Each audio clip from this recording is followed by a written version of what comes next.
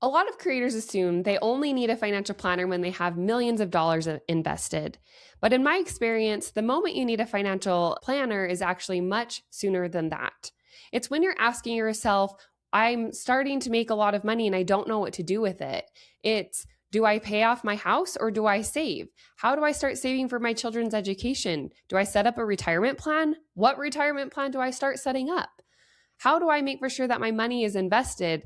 There's so many different questions that people have, and that's exactly where financial planning comes in. It's not just picking investments, it's making for sure that every dollar has a job. So in this episode, I thought it would be fun to walk you through a real client example to show you what the process is like, what do we do, how does it work, and how do I help my clients every day make sense of their money. So let's jump right in. Welcome to the Creator Money Show, where I teach creators how to build profitable businesses and lasting wealth. Let's get into it. So, what is a financial planner? I get asked this question all of the time. How do I help clients? What do I actually do? What's the process like? Most people think that financial planners are just stock pickers. All they do is invest a client's money. And there are financial advisors that do just that.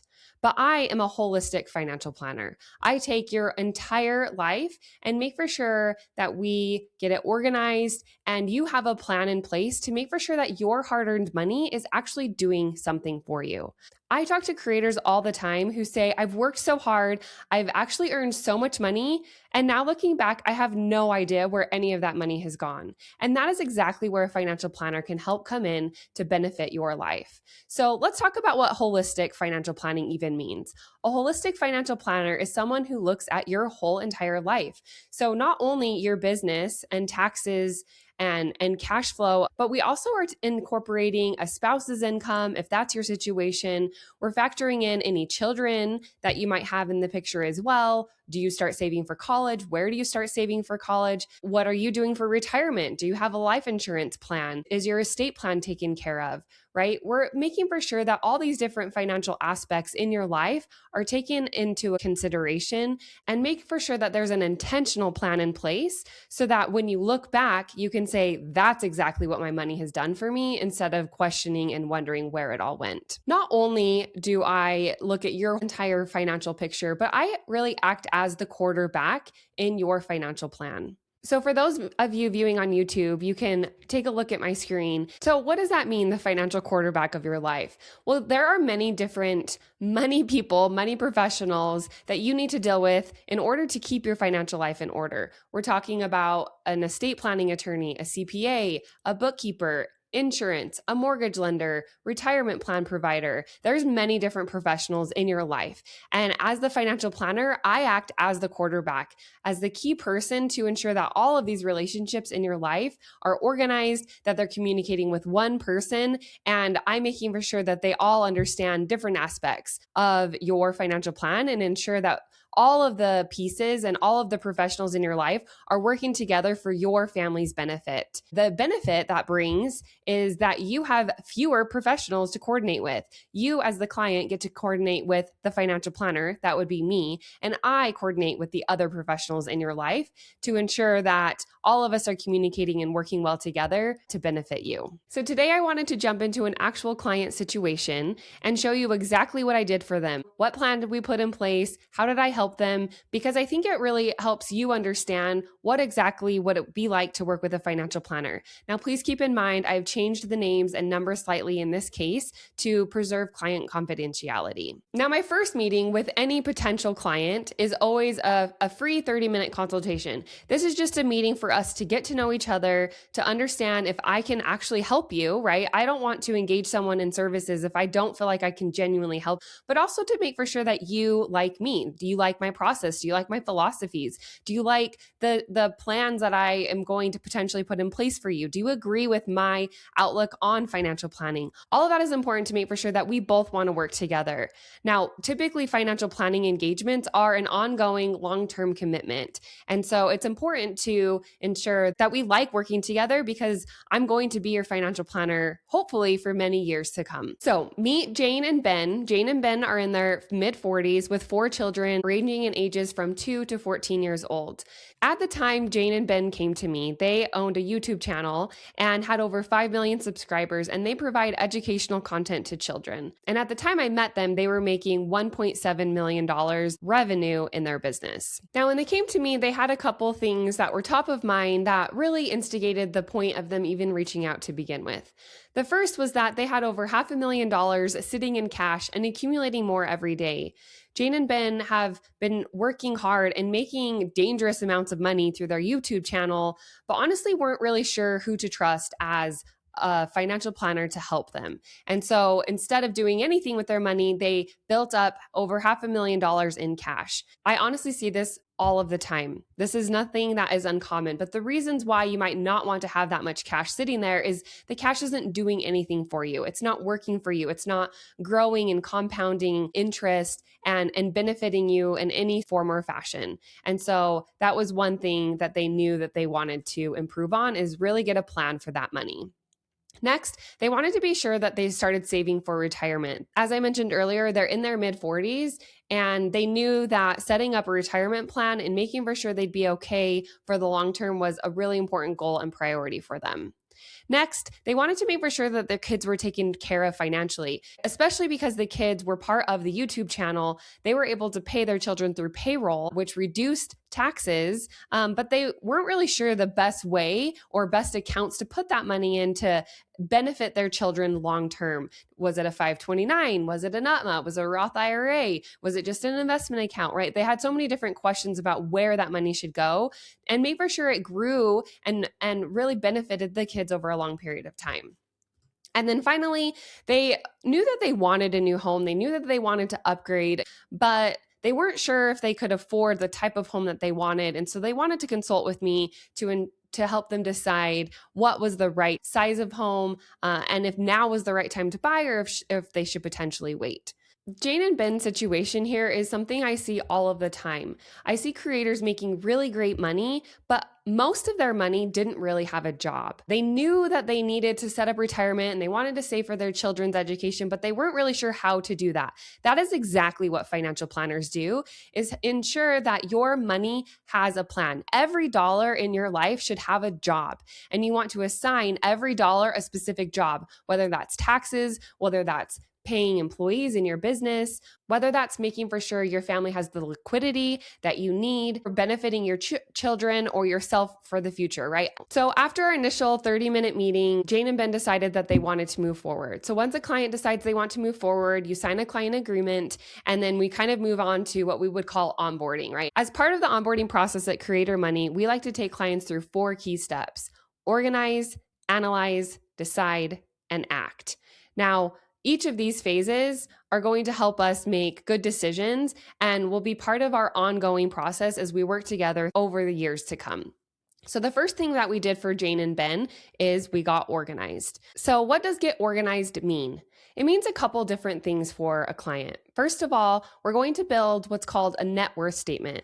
That is going to be basically taking all of your assets, as you can see here on the left-hand side. So we're talking about cash, after-tax investments. That would be brokerage accounts, Roth IRAs, Roth 401ks, pre-tax investments, that would be IRAs, 401ks, and any money built up in other retirement accounts, and then your personal real estate. It's taking all of your assets and then taking all of your debt. So real estate loans, car loans, student loans, credit card debt, any other type of debt that you have in your life, and building out a net worth statement. And this just helps give me, as a financial planner, an overview of where is everything sitting in your financial life. Again, as I talked about earlier, it's making for sure that we can account for everything that you have and make for sure you don't have any money that you forgot about, a long time ago when you worked at a job and you forgot about that 401k from that employer. It's making for sure that we bring all of that into one centralized location so you can see your full financial snapshot in one quick picture. Next, I use a tool called Elements to understand quickly where my clients stand financially and maybe what are some areas that I need to dive into a little deeper. Now, we're not going to go into the details of what you see here on the screen today, but this is just helping you see that I take Again, a look at their investments. That's the top green button, their insurance, their savings, right? How much money do they have? How much are they spending? Where's your debt at? How much are you paying on taxes? And where are all of your savings sitting overall, right? Are they sitting in a home? Are they sitting in a 401k? Are they sitting in cash? Like Jane and Ben had $500,000 sitting in cash. And so this just helps me get a quick snapshot as to where your finances are overall and understand where you're at. So that is the organized stage, is basically, like I said, getting all of your information into one place so that we can review it together and make sense of everything you have and where it is at. Next is to analyze. Now that's mostly for me as the advisor. I want to analyze your full financial picture. Now that you've given me everything, what does it all mean? And what advice or what guidance might I have for you? During this analyze phase, I will help answer questions such as, what do you spend on a monthly basis? What accounts do you need to save and invest into? Do you have an estate plan? Do you need life insurance? Do you have a tax strategy? These are all common questions that I'm analyzing in this phase to understand what is the plan that I'm going to put in place and present to you. So during this analyze phase for Jane and Ben, I realized that they didn't have any life insurance. Now, life insurance is important, especially for self-employed business owners such as Jane and Ben, because their employer isn't there providing any amount of life insurance for them. So it is really important that if anything was to happen to Jane or Ben, that their kids would be taken care of, that their mortgage would be paid off, that the family wasn't put into financial turmoil because Jane and Ben passed away. And so that is the point of having life insurance and making for sure that your family is protected in case anything were to happen to mom and dad. Next, we also uncovered that they didn't have an estate plan. An estate plan is also important, that if you pass away, people know who are going to take care of your children. They know what is to happen with your home. An estate plan can help you avoid probate. Another important factor to an estate plan is privacy and security. As people on social media, keeping your privacy, your home safe, your children safe, and protected from other people who might have ill intent is a really important aspect. And so there's many different reasons why having an estate plan is important. After I've analyzed all the information for my clients, I start putting a couple different plans in place. Now, I'm saying a couple because depending on the goals and the priorities of the client and what they want, there's lots of different strategies, and there's never a right way or a wrong way. It really comes down to the family, what their goals are, what their priorities are, what their long-term outlook. Do they want to save for their children's education? Do they not? Do they want to put everything extra into retirement? Do they not? Are they really just focused on earning as much money as they can now and retiring at 50, or do they want to work till they're 70? There's so many different factors that come into play when you're putting a plan in place. And I like to make for sure that I'm aware of all of those different kind of goals that the clients have, so that when I am presenting plan and different options, we can give them the flexibility and the optionality that they need in their plan. So I moved forward and presented a couple different plan options to Jane and Ben, and this is the plan that they decided to move forward with. Jane and Ben decided they wanted to save 20% of their revenue, which made their savings goal $350,000 per year. Once we knew the goal, the next step was deciding where that money should go. We didn't want to just put all of it into retirement accounts. Retirement accounts can be really powerful, but they also come with rules and restrictions. So because Jane and Ben are still young and their business is still growing, flexibility was their main concern. So we split the money into 3 simple buckets. The first bucket was tax deferred. These are accounts that can help save on taxes now.